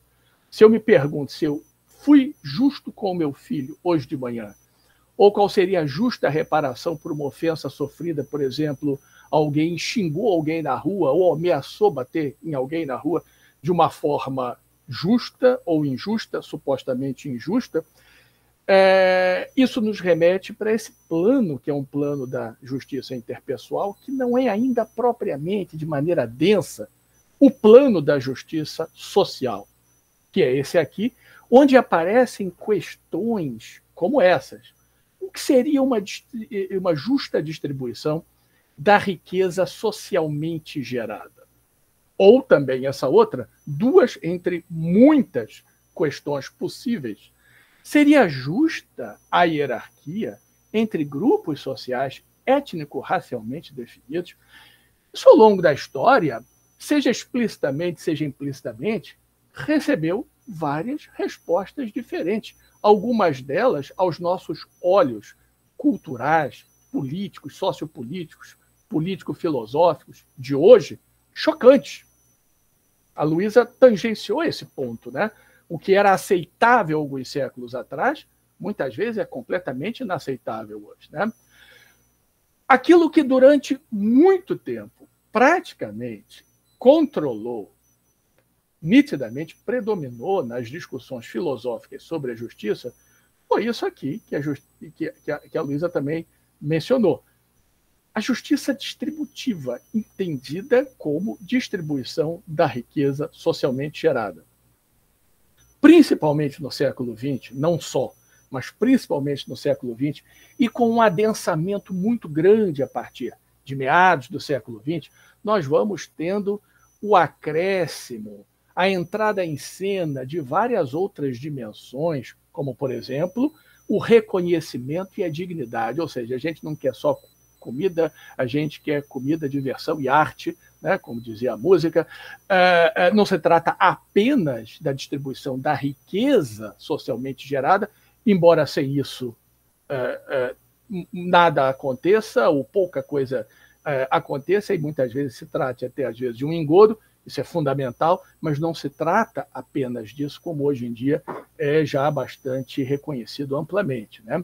Ao longo do tempo, Aristóteles, Jeremy Bentham, digamos, um personagem fundacional do utilitarismo, que a Luísa mencionou, o Kant, Immanuel Kant, né, que vai influenciar toda a torcida do Flamengo e a do Corinthians, e também a do Vasco, juntas, hein, Guilherme? A Luísa mencionou o John Rawls, mas, enfim, o Kant ele é lido e discutido até hoje, né, e influenciou um monte de debates, né? O Mill, né, o Stuart Mill, que tentou, digamos, reformar e dar uma cara um pouco mais aceitável ao utilitarismo do Bentham, considerado, principalmente hoje em dia, como extremamente, digamos, duro e até um pouco tosco, né? O Marx, né, que tem uma reflexão em parte explícita, em parte implícita, extremamente densa e influente sobre a problemática da justiça. O John Rawls está aqui. A Iris Young, que a gente perdeu alguns anos atrás, infelizmente, ainda relativamente, digamos, nova, né, para os padrões de hoje, que levou a discussão da justiça para uma, digamos, para um nível ou para um patamar de uma diversificação de questões excepcional. Cornelius Castoriadis, que discutiu a injustiça como heteronomia, a justiça como autonomia, com um nível de profundidade muito grande.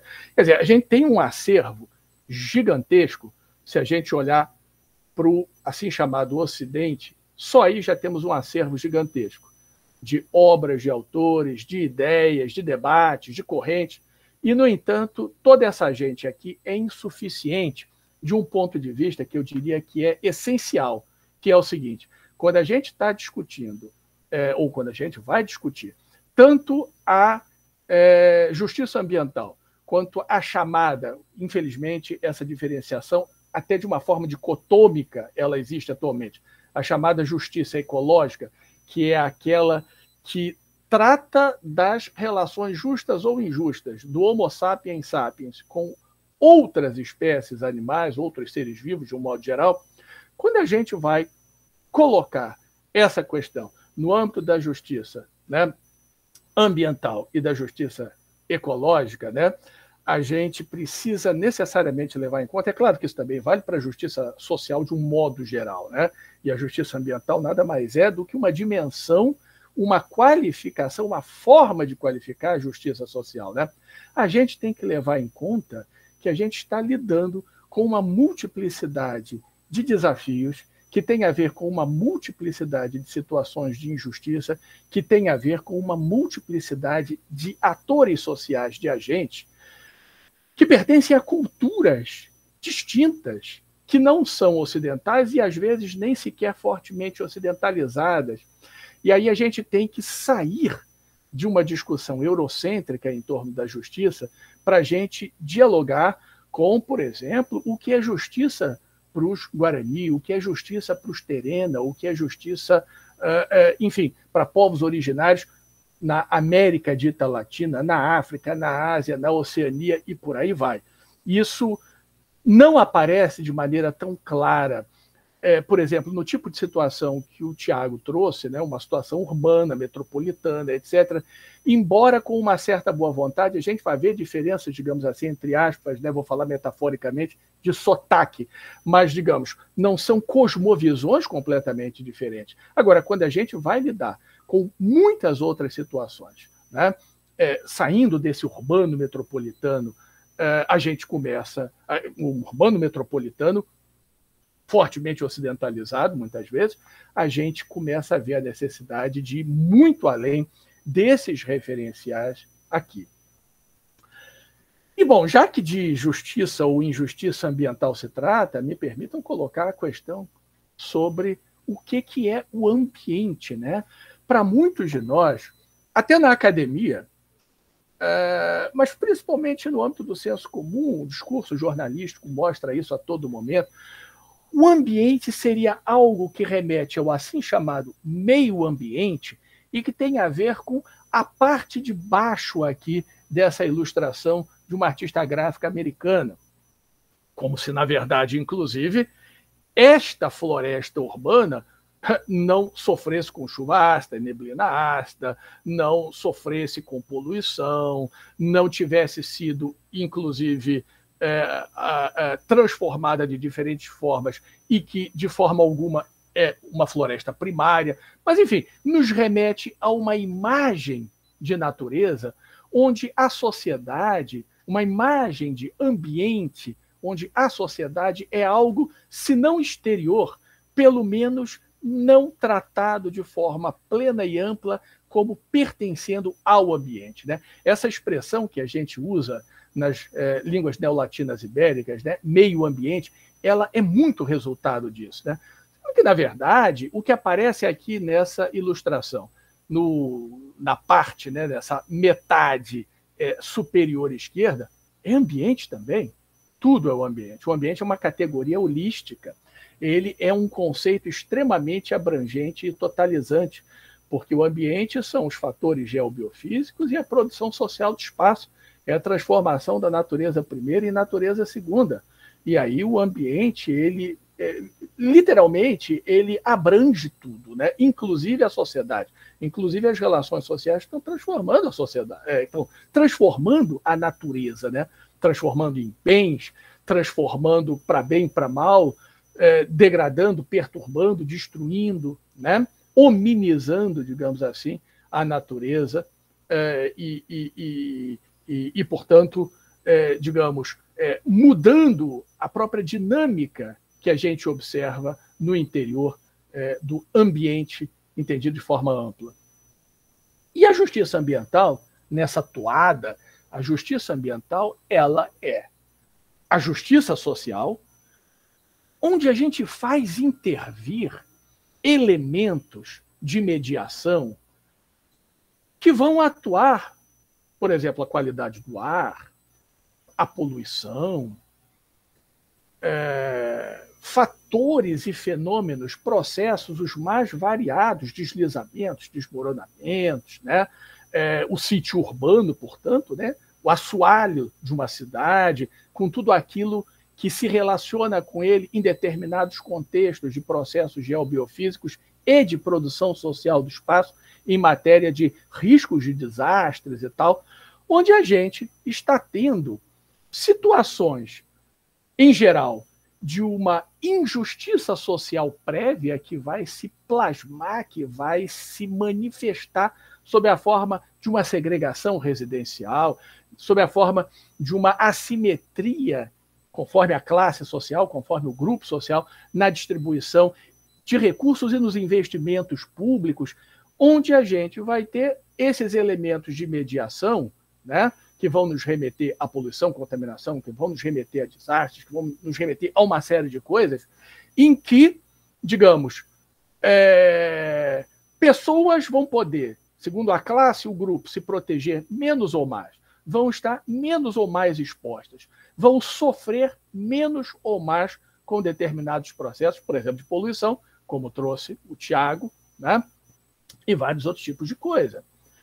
Aqui no Ambientes e Territórios, enfim, em outros artigos e outros livros também, mas o Ambientes e Territórios, porque foi o livro mais recente, eu gasto um capítulo inteiro discutindo o que seria injustiça ambiental, fazendo uma genealogia dos debates, das mobilizações, do movimento por justiça ambiental. Mas, no fundo, eu me atrevo a propor que a gente pode resumir a ópera da seguinte forma, em uma frase, que obviamente vai deixar coisas de fora, mas eu acho que ela não deixa muita coisa essencial de fora. Desigualdade, e essa é a palavra-chave, ou o termo forte aqui, desigualdade no acesso a recursos ou à proteção contra efeitos negativos de atividades econômicas, no caso que o Tiago trouxe, ou riscos de desastres também, né? E se eu fosse no popular, eu poderia resumir com uma frase mais curta ainda. Pau que bate em Chico não bate em Francisco. Isso que vale para a justiça ou para a injustiça social de um modo geral, vale também, obviamente, para a injustiça ambiental. Pau que bate em Chico, não bate em Francisco. Há uma desigualdade, há uma assimetria, e ela é estrutural. E aí, bom, na gênese, né, deixa eu controlar o meu tempinho aqui, ok. Na gênese das mobilizações por justiça ambiental, a gente tem um caso americano, né, muito lembrado sempre, principalmente esse caso aqui que eu estou mostrando, o condado de Warren, populações afro-americanas, onde resíduos tóxicos, no caso aqui o PCB, que não tem nada a ver com o Partido Comunista Brasileiro, é o bifenilpoliclorado, né? A sigla em inglês remete ao bifenilpoliclorado, cujo nome comercial aqui no Brasil é o Ascarel, né? Altamente tóxico, né? Então, ali, final dos anos 70, começo dos anos 80, mobilizações, sobretudo de populações afro-americanas que perceberam que não se trata apenas de, digamos, racismo visto setorialmente ou de injustiça social vista setorialmente. Há um componente geográfico, há um componente espacial e um componente, mais especificamente ainda, ou de maneira mais forte, ambiental. E passou a ser chamado dessa forma, né? Environmental injustice, né? E às vezes também environmental racism, né? Racismo ambiental, né? E, no entanto, na mesma época, nos Estados Unidos também, a gente tem também um outro caso muito famoso, que é o do Love Canal, lá no norte dos Estados Unidos, lá perto de Niagara, onde a gente tinha uma comunidade de classe trabalhadora branca, né, que acabou residindo, isso virou um escândalo, houve um enorme processo, se permitiu e se até estimulou a residência, a instalação de escolas para a classe trabalhadora, uma classe trabalhadora branca, em cima de terrenos altamente contaminados. Esse caso mostra, inclusive, para a gente como injustiça ambiental é algo mais amplo que racismo ambiental, né? Da mesma forma como o racismo é uma dimensão, entre outras, por exemplo, exploração de classe, etc., da injustiça social. Da mesma forma, a injustiça ambiental é um conceito mais abrangente, né? E que, na verdade, os exemplos históricos são muitos. Na verdade, a gente pode ver exemplos, analisando, consultando a literatura farta hoje em dia de história ambiental, de que situações de injustiça ambiental elas existem desde que existe justiça e injustiça social. Ela existe praticamente desde sempre. Agora, as situações se adensaram muito a partir da Revolução Industrial. Classe trabalhadora, começar pela própria Inglaterra, pela Escócia, vivendo em situações absolutamente insalubres do lado das fábricas que eram altamente poluidoras. O caso aqui de Santa Cruz é um caso importantíssimo, né? O Tiago trouxe exemplos extraídos da excelente tese dele. A gente tem trabalhado no GAEP lá com Santa Cruz já há 8 anos, mais ou menos, né? Vários trabalhos foram feitos, dissertações, teses, trabalhos de conclusão de curso de graduação, né, defendidos, né? É uma situação, digamos, particularmente até escandalosa, porque vocês veem aqui, né, eu até repito, né, a ATK-CSA ela ficou 6 anos aí operando sem licença de operação. Tinha licença prévia, tinha licença de instalação e não tinha licença de operação, né? O Marcos de Souza, que trabalhou com a gente, ele fez um levantamento sobre as violações, né? As violações em matéria de romper com o padrão CONAMA, mas principalmente romper com o padrão da Organização Mundial de Saúde, né? Padrão CONAMA, eu me refiro àquele padrão mais antigo, não de 2018. O Tiago, né, trouxe alguns exemplos da tese dele, eu estou também trazendo aqui, porque o Tiago ele complementou, ele calibrou, ele corrigiu e ele atualizou esse tipo de levantamento que o Marcos tinha feito, né, mostrando justamente o descalabro aí, né, não só de violações, né, com relação ao material particulado, a gases, etc., né, matéria de péssima qualidade do ar, mas mostrando também outro tipo de escândalo, como o antigo padrão CONAMA era totalmente permissivo, né? É uma outra questão importante para a gente, né? Bom, caso aqui da Argentina, aí indústria petroquímica, eu não vou ter tempo para me deter nisso aqui, é uma situação que eu conheço também bastante bem, da literatura, a gente estudou, tive lá, inclusive, pessoalmente, alguns anos atrás. Caso da Nigéria, um outro caso muito discutido também, indústria petroquímica.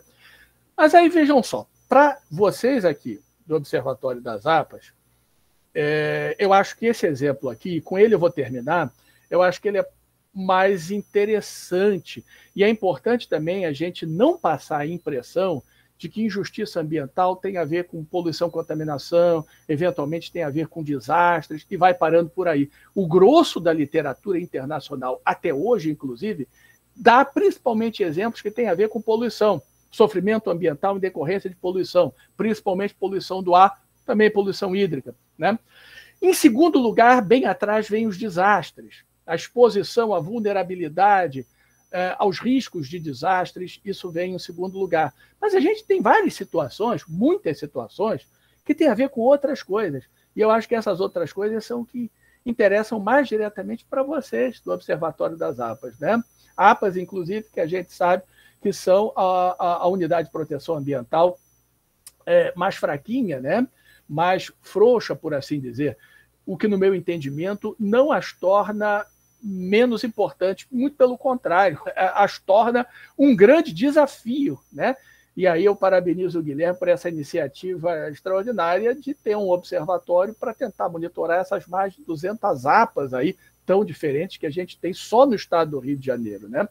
Esse exemplo aqui não tem a ver com uma APA, tem a ver com um parque nacional que está no outro extremo, né, chamado pelo SNUC de Unidade de Proteção Integral, é um dos exemplos, né, de unidade de proteção integral, um tipo de unidade de proteção ambiental que vem lá dos Estados Unidos, vem da Alemanha, já século XIX, chega aqui no Brasil aí no século XX, na primeira metade do século XX, né, do ponto de vista da sua implementação, Parque do Itatiaia, né, houve gente como, por exemplo, André Rebouças e outros pensando o assunto, mas que não chegaram à implementação. No caso aqui, um parque nacional coloca uma série de restrições.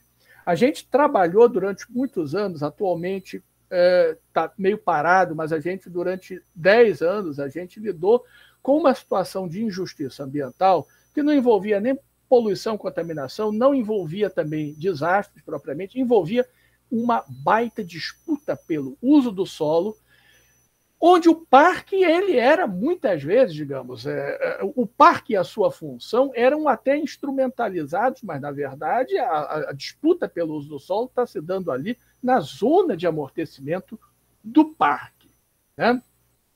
Em torno de quê?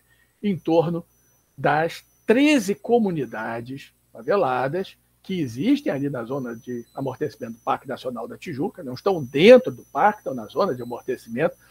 E, a partir de 2009, o Ministério Público do Meio Ambiente do Estado do Rio de Janeiro moveu uma cruzada em dobradinha com o jornal O Globo contra a permanência dessas comunidades ali. Interessante que o prefeito César Maia, o ex-prefeito César Maia, né, que foi o mentor da implementação dos chamados ecolimites, ele foi alvo da ação civil pública movida pelo Ministério Público por supostamente não fazer o suficiente para remover essas 13 comunidades, né?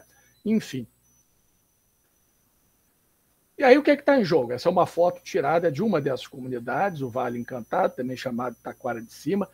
É um exemplo interessante porque, assim como outros casos ali, é de ocupação muito estável, ao contrário do que documentos do Ministério Público 2009, 2010, 2011 davam a entender, ou até diziam explicitamente. Não havia nenhuma tendência a crescimento vertiginoso dessas comunidades, de um modo geral estáveis, como os dados do IBGE, dados do Instituto Pereira Passos, etc., comprovaram com facilidade ao longo do tempo, ou seja, nenhuma profecia nesse sentido se cumpriu, mas, além do mais, também de ocupação muito antiga. Então, por exemplo, não é à toa que o ITERJ, Instituto de Terra do Estado do Rio de Janeiro, nós da universidade, a gente passou a dar um suporte de esclarecimento, de organização com relação à regularização fundiária. Até pelo padrão arquitetônico, vocês já podem começar a perceber aqui, né? A inspeção da paisagem a antiguidade da ocupação, no caso aqui da Taquara de Cima, que vinha dos anos 30 e 40, né? Mas o que está em jogo é quem pode desfrutar dessa vista. Isso a gente tem que entender no contexto de todo o processo de valorização do espaço pelo capital, as tendências do capital imobiliário, os interesses do capital imobiliário, a partir de uma saturação da Baixada de Jacarepaguá, da Barra da Tijuca, do Recreio, até de Vargem Grande, e um novo olhar sobre o maciço da Tijuca, né? Isso não pode ser desconectado dessa contextualização, né? E aí, para terminar, realmente, essa última imagem aqui, que mostra muito bem que pau que bate em Chico não bate em Francisco. A gente tem aqui o Vale Encantado com os seus, não vão se assustar, tá? 15 domicílios. 15 domicílios. E são 15 domicílios há muitos anos, né? Ameaçados de remoção, assim como as outras 12 comunidades. E aqui, condomínio, classe média alta, clube de classe média, condomínio, classe média alta, condomínio, classe média alta, condomínio, classe média alta. Inclusive, em alguns casos aqui, jogando esgoto in natura no Vale. Esse aqui, o Meia Lua, esse aqui, ó, sem habite-se durante muitos e muitos anos. E aí, acreditem se quiserem, não se mexeu nem remotamente com nenhum deles. E aí, por isso é que eu volto à frase, pau que bate em Chico, não bate em Francisco. E aí, se vocês permitirem a coloquialidade, isto é a essência da injustiça social e, por via de consequência também, da própria injustiça ambiental. E aí, com isso, eu peço desculpas, acho que passei um pouquinho. Deixa eu terminar finalmente. Cadê aqui? Eu ainda estou aqui apresentando, né? Pronto, stop presenting. E aí, com isso, eu termino. Peço 1 quintilhão de desculpas, não só pelo 3-0, mas por ter passado um pouquinho aí do tempo. E aí, como eu já tinha anunciado previamente, eu vou ter que sebo nas canelas, senão o guri fica lá na escola e me xinga para o papai se atrasar. Não, obrigado, Marcelo. Obrigado pela ótima fala. Eu, já desde o ano passado eu estou pensando em virar botafoguense, né? O Botafogo... Mas cara, não se precipite, bicho, não se precipite. Ano passado foi quase, vamos ver se esse ano vai, né? Tomara que vá. Obrigado aí também pela sua explanação.